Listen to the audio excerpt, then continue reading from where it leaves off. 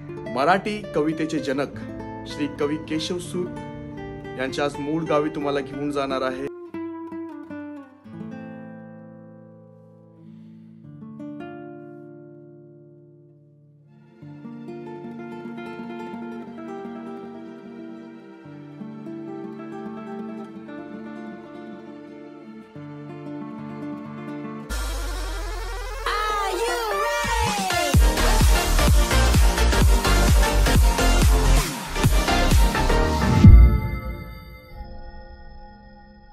अस्सलाम वालेकुम, नमस्कार, सत श्री अकाल, आदाब, खेम चोकसा का हेलो वन वेलकम, जय भीम। मी राहित फकीर मोहम्मद सोलकर आपल्या सर्वांचं आपल्या चॅनलवरती पुन्हा एकदा हार्दिक स्वागत करीत आहे। तर मित्र, तुम्हाला सर्वांनाच माहिती आपली सिरीज चालू आहे। सिरीजचं नाव आहे कोकण रत्न आणि आज मी तुम्हाला घेऊन जाणार आहे मराठी कवितेचे जनक श्री कवी केशवसूत यांच्या आज मूळ गावी तुम्हाला घेऊन जाणार आहे।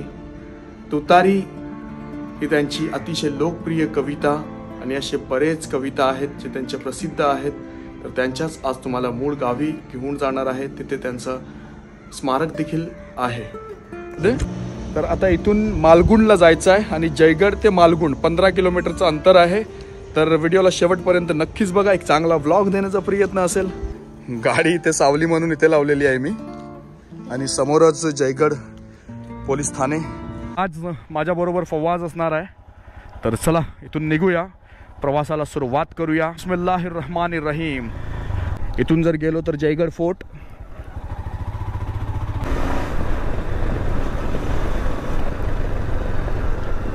इथे JSW। पण तुम्ही जेव्हा रत्नागिरी ते जयगडचा प्रवास कराल ना, तर स्पीड ब्रेकर ही खूप आहे तिथे, कारण इथे मोठमोठे गाडी चालतात आणि प्रत्येक टर्नच्या पाठीमागे स्पीड ब्रेकर ठेवलेले आहेत। थोडासा अंतर सोडून असे स्पीड ब्रेकर आहेत, तर स्पीड ब्रेकर भरपूर आहेत। आणि जेवढे पण जे टुरिस्ट येतात आणि जे कोणी पण जयगड फेरी बोटनी प्रवास करतात ते ह्याच रूटनी जातात सर्व। आणि रत्नागिरी ते जयगड आणि जयगड ते रत्नागिरी जायला 2 रूट आहेत बघा। इथून जर आपण लेफ्ट गेलो ना तर वाया खंडाला, निवली, हातखंबा आणि रत्नागिरी या इथून जाऊ शकतो आपण, परंतु आम्ही जाणार आहोत या रूटनी। हा सागरी महामार्ग रोड आहे। इथून आपल्याला मालगुण, गणपतीपुले, आरेवारे हे सर्व बीच आपल्याला दिसतील या रोडनी जर आपण गेलो ना। सागरी महामार्ग रोड आहे, तर इथून पण रत्नागिरी जाऊ शकतो। अंतर काय जास्त कमी असं नाही आहे, निसर्गाचा आनंद घेऊन तुम्ही प्रवास कराल या रूटनी। आणि तुम्ही कमेंट करून सुद्धा सांगा की जयगडच्या जवळपास आणखी कोण कोकण रत्न आहेत, कमेंट करून सांगा। आणखी रत्नागिरीमध्ये 2 व्हिडिओ शूट करणार आहे मी लवकरच। सर्वात आवडता रोड म्हणजे आजूबाजूला झाडी आणि रोड असते, पूर्ण सावली असते। तर अशा प्रकारे जे रोड असतात ना ते मला खूप आवडतात, कारण पूर्ण सावली असते आणि एकदम थंडगार वातावरण असते।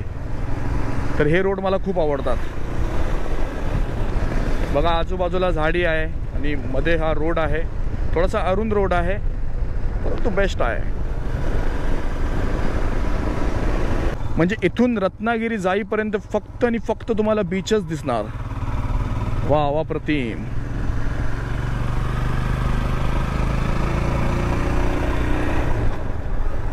बघा, तुम्ही इथे येऊन बसू शकता, टाइम स्पेंड करू शकता, सावली देखील आहे इथे। तुम्ही निघालात ना तर पहिला बीच तुम्हाला उंडी बीच लागेल। प्रवास कराल ना तर रोडच्या साईडला तुम्ही जुने नवीन असे घर बघाल बघा। जुने घर आहेत, नवीन घरं आहेत, तर इथून प्रवास करताना तुम्हाला ते देखील बघायला मिळणार आहे। इथे मंदिर आहे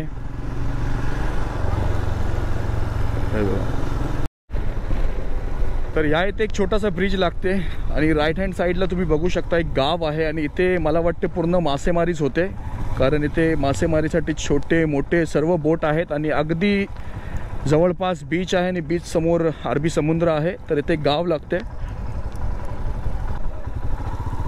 वरवळे. ओके, वरवळे गाव होता हा.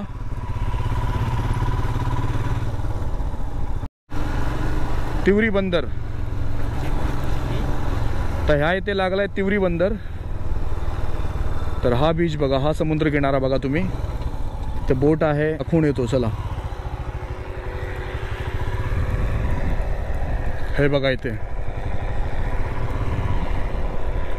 हा मालगुंड बीच आहे. आणि नवीन ॲडव्हेंचर इथे वॉटर स्पोर्ट्स होऊ शकतं. बनाना राईड आहे, जेटस्की राईड आहे आणि पॅरासेलिंगसुद्धा आहे. या इथे तुम्ही पॅरासेलिंग करू शकता. आणि आणखीन नवीन ॲडव्हेंचर पॅरामोटरिंग हे देखील तुम्ही इथे करू शकता. Sunrise flight, sunset flight, smooth morning flights हे सर्व देखील तुम्ही इथे करू शकता. ॲडव्हेंचर जर तुम्हाला करायचं असेल रत्नागिरीमध्ये तर रेट हा खूप महत्त्वाची गोष्ट आहे. रेट काय आहे तर किती आहे? 3,800 है पर पर्सन. ओके, 7 मिनट का राइड रहता है और 1000 फीट तक ले जाता है. 7 मिनट के राइड में 1000 फीट तक ले जाता है. इसमें वेट रेंज भी रहता है. हाँ, मिनिमम है 20 और मैक्सिमम 90 है. मैक्सिमम वेट 90 चाहिए. 90 है. अगर 90 से अगर 100 तक ही लेते हैं, मैक्सिमम 96 तक लेते हैं, हाँ. उसका प्राइस बढ़ जाता है. यानी 1000 रुपीज़ ज़्यादा रहता है. अच्छा, मतलब 90 के ऊपर वेट वाले का 1000 रुपीज़ एक्स्ट्रा है. अच्छा, थोड़ा रिस्क भी रह सकता है ना वेट के ऊपर. इंजन पे लोड पड़ता है इसीलिए. ओके, इंजन पे लोड पड़ता है इसीलिए. तर एक संपूर्ण डिटेल तुम्हाला देण्याचा प्रयत्न करतो बघा. तर या इथे आपला वेट चेक करूया. हो,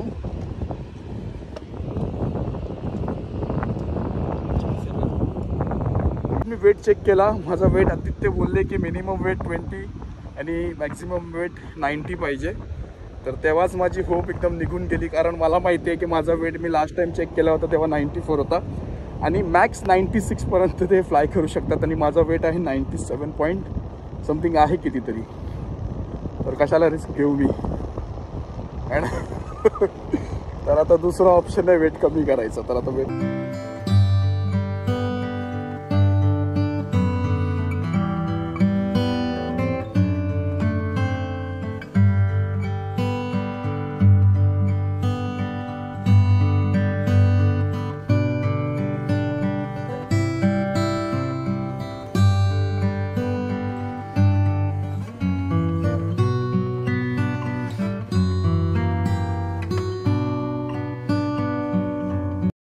आता या इथून आहे ना गणपतीपुले फक्त 3 किलोमीटरच्या अंतरावरती आहे आणि मालगुंड आहे ना 1 किलोमीटरच्या अंतरावरती आहे.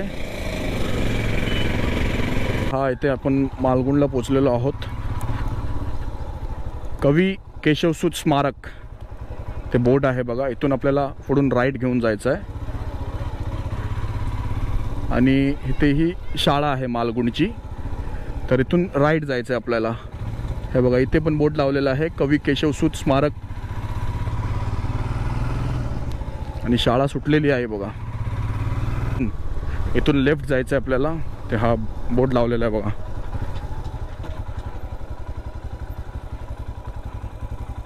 मराठी कवितेचे जनक कविवर्य केशवसूत स्मारक संकुल मालगुंड या इथे आहे बघा. तर आतमध्ये जाऊया आपण. आपण CCTVच्या निगराणीत खाली आहोत. एंट्री करायची आहे. किती एंट्री फी? 10 रुपये. Okay, thank you. 16/1/24. आणि जेव्हा तुम्ही ते एंट्री कराल ना, तर आता आम्ही ते एंट्री केलेली आहे. तर एंट्रीचे 10 रुपये. आणि त्याच्यानंतर ही जी संपूर्ण माहिती आहे ना, हे सुद्धा ते एंट्री बरोबरच आपल्याला देतात. तर इथे आता आपण जाणार आहोत बघा. कवी केशवसूत जन्मस्थान ह्या इथे आहे. हा इकडचा तिकीट आहे. कवी परवानगी मिळण्याबाबत एक अर्ज लिहिलेला आहे मी. राहित सोलकर, राजापूर कातळी. प्रति माननीय अध्यक्ष कवी केशवसूत स्मारक व्यवस्थापन समिती मालगुंड तालुका जिल्हा रत्नागिरी. विषय यूट्यूब चॅनल व्हिडिओसाठी परवानगी मिळण्याबाबत. तर हा अर्ज लिहून दिलेला आहे. तर आज आपल्याला शूट करायला नाही मिळणार. आपण 1-2 दिवसानंतर परत इथे येऊ. मी अर्ज दिला होता तुम्ही व्हिडिओमध्ये बघितलात की अर्ज दिला मी. ते बोलले की जेव्हा अर्ज मंजूर होईल ना तेव्हा तुम्ही या, मग बघू. तर आज त्यांचा फोन आला, ते बोलले की या तुम्ही, करू शकता तुम्ही शूट. तर आज तिथेच जात आहे मी. व्हिडिओला शेवटपर्यंत नक्कीच बघा. मी परत आलेलो आहे ते चांगला ब्लॉग देण्याचा प्रयत्न करेन आणि पिकनिक पण आलेली आहे ते पण तुम्हाला दाखवण्याचा प्रयत्न करतो.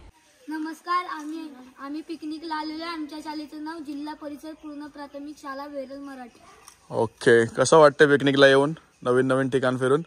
खूप मस्त वाटतंय. मस्त वाटते ना? ओके, आता कुठे जाणार? आता गणपती फुलेला. ओके, आवडला तुम्हाला भेटून सर्वांना? सर आहेत बघा. सर काय ना तुमचं? माझं नाव महेंद्र लक्ष्मण गावडे, शाळा वेरळ मराठी, तालुका लांजा. ओके, आम्ही या सगळ्याला आलो आहे. आता किती दिवस? एकच दिवसाची. सर म्हणजे आज घरी जाणार परत? 8 वाजता घरी पोहोचलो. ओके, तर काय रूट होता तुमचा? आमचा रूट होता पावस, हा, रत्नागिरी दर्शन हा, आणि गणपती. ओके, एवढं. Okay okay. नमस्कार, आता आपण पाहायला आला आहेत कवी केशवसूत यांचं जन्मस्थान. कवी केशवसूत अर्थात कृष्णाजी केशव दामले, त्यांचं हे जन्मस्थान जे कोकणमाड साहित्य परिषद या संस्थेच्या अंतर्गत उभारण्यात आलं आहे आणि त्याची संपूर्ण संकल्पना ही पद्मश्री मधु मंगेश कर्णिक यांची आहे. तर आता आपण आतमध्ये जन्मस्थान आणि त्यांचं स्मारक पाहू. ते समोर आपण पाहत आहे ते कवी केशवसूत यांचं जन्मस्थान. समोर अंगण आणि तुळशी वृंदावन आणि बाजूला 2 दीपमाळा, दीपस्तंभ आपल्याला पाहायला मिळतात.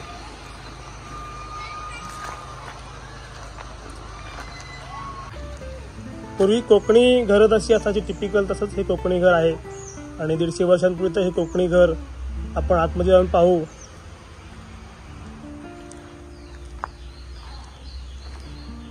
केशवसूत लहानपणी 7 ते 8 वर्ष इथे राहिलेले आहेत. त्यानंतर ते वेगवेगळ्या ठिकाणी शिक्षणासाठी आणि त्यांच्या नोकरीसाठी वेगवेगळ्या ठिकाणी गेलेले अशी माहिती आपल्याला मिळते.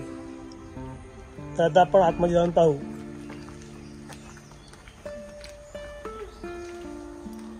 प्रवेशद्वारातून आपण आत शिरतोय.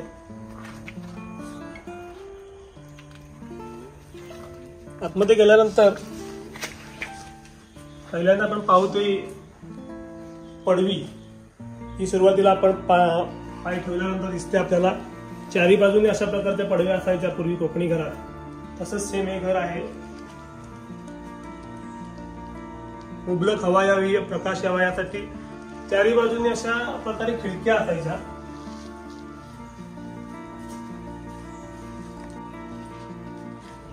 पूर्वी अशा प्रकारे झोपाळा सुद्धा लहान मुलांना किंवा वृद्ध लोकांना बसण्यासाठी असायचा. समोर हे पूर्ण लाकडी वरती आपल्याला दिसतंय. कौलं आणि लाकडी वासे म्हणतात त्याला. त्या प्रकारे संपूर्ण लाकडी फर्निचर वरती पाहायला मिळेल. त्यानंतर समोर आपण वरती चढू ते त्याला आपण ओटी असं म्हणतात. दोन्ही साईडला छोटे टेबल्स. इथे पूर्वी समोर आपण पाहतोय कवी केशवसूतांची एक गाजलेली कविता नवा शिपाई. नव्या मनूतील नव्या दमाचा शूर शिपाई आहे. कोण मला वठणीवर आणू शकतो ते मी पाहे. ब्राह्मण नाही हिंदूही नाही नमी एक पंथाचा. तेच पतित किजे आखडती प्रदेश साकल्याचा. मळ्यास माझ्या कुंपण पडणे अगदी न मला साहे. कोण मला वठणीला आणू शकतो ते मी पाहे. जिकडे जावे तिकडे माझी भावंडे आहेत. सर्वत्र खुणा माझ्या घरच्या मजला दिसताहेत. कोठेही जा पायाखाली तृणावृता भू दिसते. कोठेही जा डोई वरते दिसते निलांबरते. सावलीत गोजिरी मुले उन्हात दिसती गोड फुले. ती माझी मी त्यांचा एकच ओघ आम्हातून वाहे. नव्या मनूतील नव्या दमाचा शूर शिपाई आहे. नव्या मनूतील नव्या दमाचा शूर शिपाई आहे. ही कविता केशवसूतांनी लिहिली आहे ती 8 मार्च 1898 या दिवशी. आणि पूर्वी असे घरातले हे असायचे ना, खुंटी असायचे. ओके, आणि लाईट नसायचे ना, तर दिवसाच्या काय विंडोनी आणि इथून असे उजेड यायचं ना. हा, पण रात्री इथे मला वाटतं असे कंदील लावायचे. कंदील लावायला किंवा शर्ट वगैरे लावायला अडकवायला. हा आहे ना. आणि रात्री म्हणजे उजेड यायला म्हणजे कंदील पण लावत असतील, मग शर्ट लावायला पण खुंटी वापरतात. आणि इथे त्याच्यात दिवे ठेवायचे, दिवे ठेवायचे ना. पडदे वगैरे उजेडासाठी. Okay okay.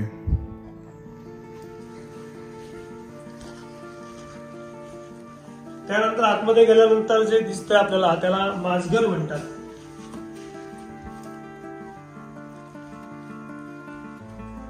माजघरात देवघर आहे समोरच, त्या काळचा जुना देवारा.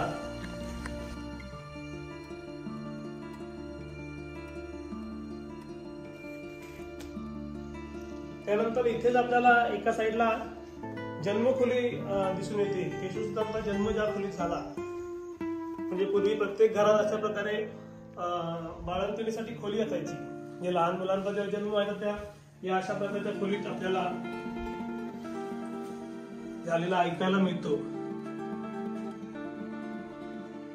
जन्मखोली आहे. इथे पण एक छोटीशी विंडो आहे ना, बाहेर डोकावून बघायला वगैरे. अच्छा ओके. पण खुंटी बघा.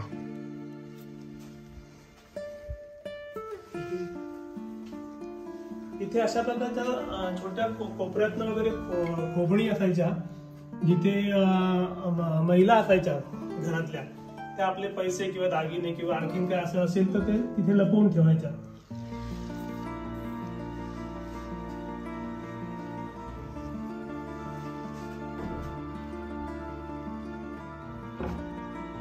प्रत्येक ठिकाणी लाकडी दरवाजे दिसतील आपल्याकडे. आता सिमेंटचे किंवा पत्र्याचे दरवाजे दिसतात, पण त्या काळी लाकडी दरवाजे असत.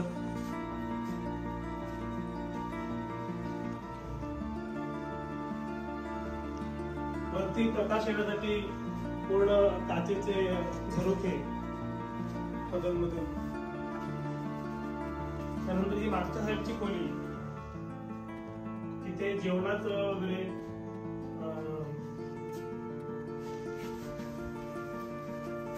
जेवण वगैरे अशा प्रकारच्या खोलीमधून बनवलं जायचं.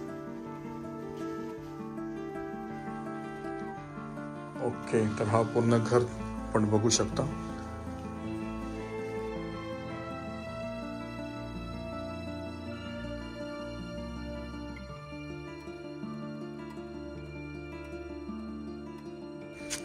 आता आपण जन्मस्थान पाहिल्यानंतर मागच्या साईडला आपल्याला स्मारक पाहायला मिळेल.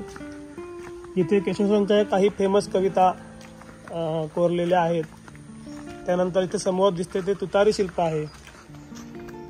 केशवसुतांची तुतारी नावाची एक फेमस कविता आहे. त्या धर्तीवर किंवा त्या संकल्पनेतून हे तुतारी शिल्प उभारण्यात आलंय.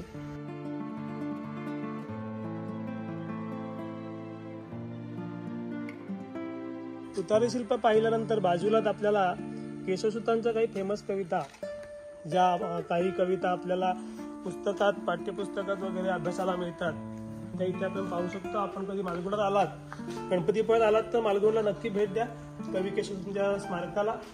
त्यांच्या कविता, त्यांचं स्मारक, त्यांचं जन्मस्थान पाहून आपल्याला नक्कीच वेगळ्या आठवणी आपल्या ठेवता येतील. त्यांच्या फेमस कविता इथे आहेत. तुतारी आणि शब्दांना मागुया, घड्याळ, स्फूर्ती, नैऋत्य कडला वारा, नवा शिपाई, आम्ही कोण, प्रीती आणि तू, दुर्मुख लीला, प्रीती, विद्यार्थ्याप्रत, संध्याकाळ, झपुर्झा, अशा विविध कविता आपल्याला इथे पाहायला मिळतात.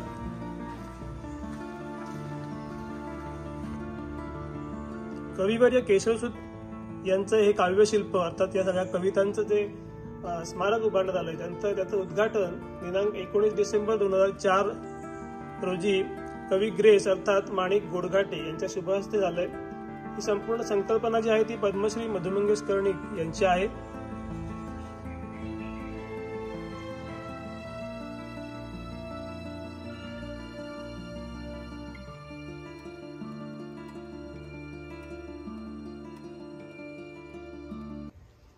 आपण हे कवी केशवसुतांचं स्मारक बघतोय. त्याचं भूमिपूजन दिनांक 26 जानेवारी 1992 रोजी पद्मश्री मधु मंगेश कर्णिक, अध्यक्ष 64वे अखिल भारतीय मराठी साहित्य संमेलन यांच्या हस्ते झालंय. आणि पायाभरणी दिनांक 3 मार्च 1992 रोजी तत्कालीन मुख्यमंत्री, महाराष्ट्र राज्याचे मुख्यमंत्री नामदार श्री सुधाकरराव नाईक यांच्या हस्ते झाले.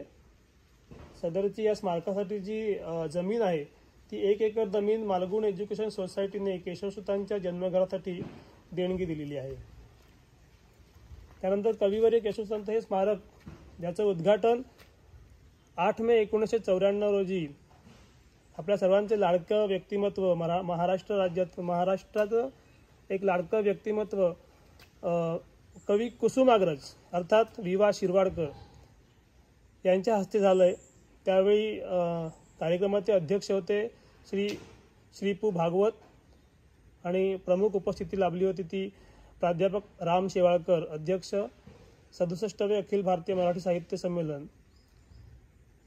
आता काव्यशिल्प पाहिल्यानंतर आपण केशवसुतांचं जे स्मारक आहे ते पाहायला जाऊ, जिथे आपल्याला ग्रंथालय, एक सुसज्ज असं ग्रंथालय, त्यानंतर महाराष्ट्रातील महत्त्वाचे असे एकूण 100 वर्षातले 66 कवींचं एकत्र संकलन केलंय असं आधुनिक मराठी काव्यसंपदा दालन आहे, ते पाहायचं. कविवर्य केशवसूत यांचा जन्म 15 मार्च 1866 रोजी मालगुण येथे झाला. त्यानंतर समोर आपण पाहतोय तो कविवर्य केशवसूत यांचा पुतळा आहे. 1881 मध्ये वयाच्या 15व्या वर्षी त्यांचा विवाह झाला. त्याच वर्षी ते मराठी शिक्षणासाठी खेड येथे होते. 1982 मध्ये बडोद्यात इंग्रजी शिक्षणासाठी आणि 1983 ला शिक्षणासाठी वर्धा व नागपूर येथे ते होते. 1884 मध्ये शिक्षणासाठी पुण्यास प्रथम सरकारी हायस्कूलमध्ये आणि त्यानंतर इंग्रजी स्कूलमध्ये होते. 1889 मध्ये मॅट्रिक्युलेशन परीक्षा ते उत्तीर्ण झाले. 1890 खेडमध्ये वास्तव्यास होते. 1890 ते 1892 मुंबईमध्ये निरनिराळ्या ठिकाणी नोकऱ्या, सावंतवाडी नोकरी, भडगाव, खानदेश अशा विविध ठिकाणी त्यांनी नोकरी केली. 1901 मध्ये फैजपूर येथे एव्ही स्कूलमध्ये मुख्याध्यापक, 1904 धारवाड येथे सरकारी हायस्कूलमध्ये मराठीचे शिक्षक होते. 7 नोव्हेंबर 1905 ला हुबळी येथे प्लेगच्या साथीने वयाच्या 39व्या वर्षी त्यांचा मृत्यू झाला आणि त्यानंतरच 7-8 दिवसात पत्नीचाही मृत्यू झाला. जून 1921 या साली सीताराम केशव दामले म्हणजे केशवसुतांचे कनिष्ठ बंधू यांनी त्यांच्या कविता प्रसिद्ध केल्या. यानंतर उजव्या बाजूला आपल्याला एक दालन पाहायला मिळेल, आधुनिक मराठी काव्यसंपदा, जिथे केशवसुतांच्या समकालीन 1885 ते 1985 अशा 100 वर्षातले एकूण 66 कवींचं एकत्र संकलन पाहायला मिळतं. त्याची संकल्पना आहे आणि संपादन सुद्धा पद्मश्री मधु मंगेश कर्णिक यांनी केली आहे. या दालनामध्ये आतमध्ये जाताना आपल्याला समोर कवींचे जे स्केचेस दिसत आहेत ती काढले आहेत कणकवलीचे नामानंद मोडक हे जे आर्टिस्ट आहेत त्यांनी काढलेली आहेत. त्यानंतर आपण आता समोर पाहतोय की कवी केशवसूत यांची कविता, त्यांचं स्केच आणि त्यांच्याबद्दल थोडक्यात माहिती. त्यांची जी कविता आहे फेमस तुतारी नावाची ते आपल्याला तिथे पाहायला मिळेल.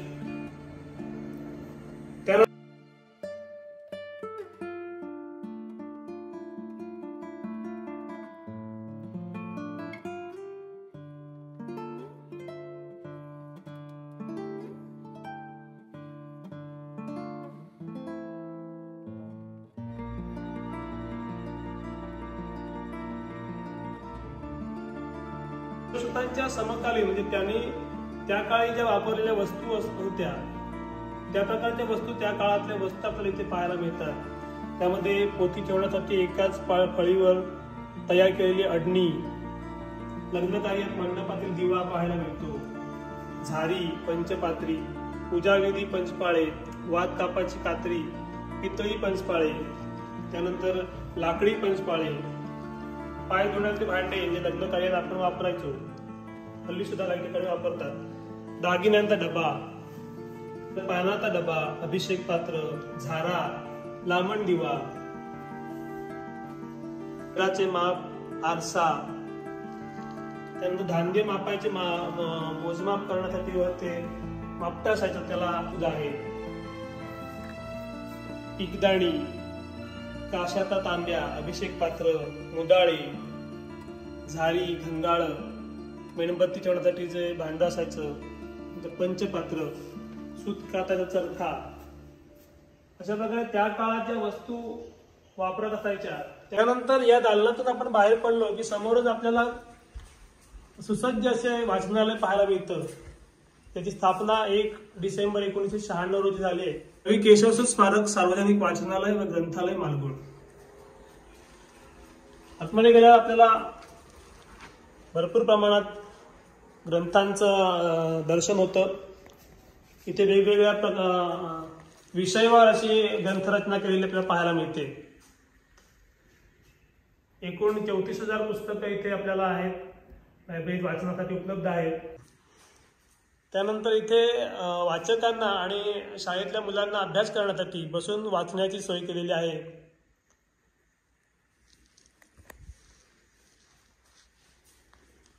त्यानंतर वर्तमानपत्र आहेत. 14 ते 15 वर्तमानपत्र दररोज इथे येत असतात, वाचायला मिळतात.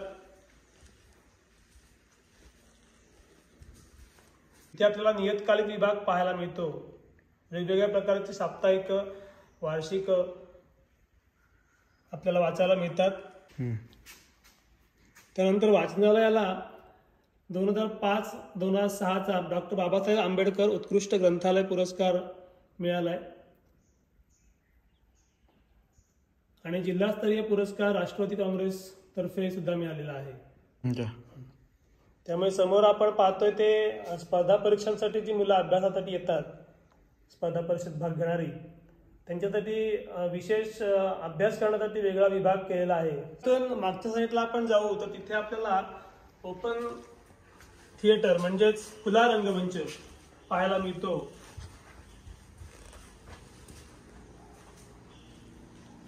स्टेज आणि समोर प्रेक्षागृह, प्रशस्त असं प्रेक्षागृह इथे आपल्याला पाहायला मिळेल. पद्मश्री मधु मंगेश कर्णिक सभागृह. प्राप्त काल हा विशाल भूधर, सुंदर लेणी तयात खुदा.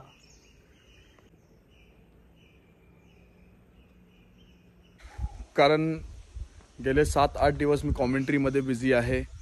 मुंबईला नेरूल नंतर मग जयगडला आता आहे, तरळेमध्ये कॉमेंट्रीला होतो. कसा वाटला आपल्याला हा व्हिडिओ नक्कीच कमेंट करून सांगा. आय नो की खूप लेट झाला आहे, कारण खूप दिवस मध्ये गॅप गेले आहेत, कारण मी कॉमेंट्रीमध्ये बिझी होतो. जर तुम्हाला हा व्हिडिओ आवडला असेल तर नक्कीच लाईक, शेअर आणि सबस्क्राईब करा. खुदा हाफिज, मिलते वापस अगले वीडियो में.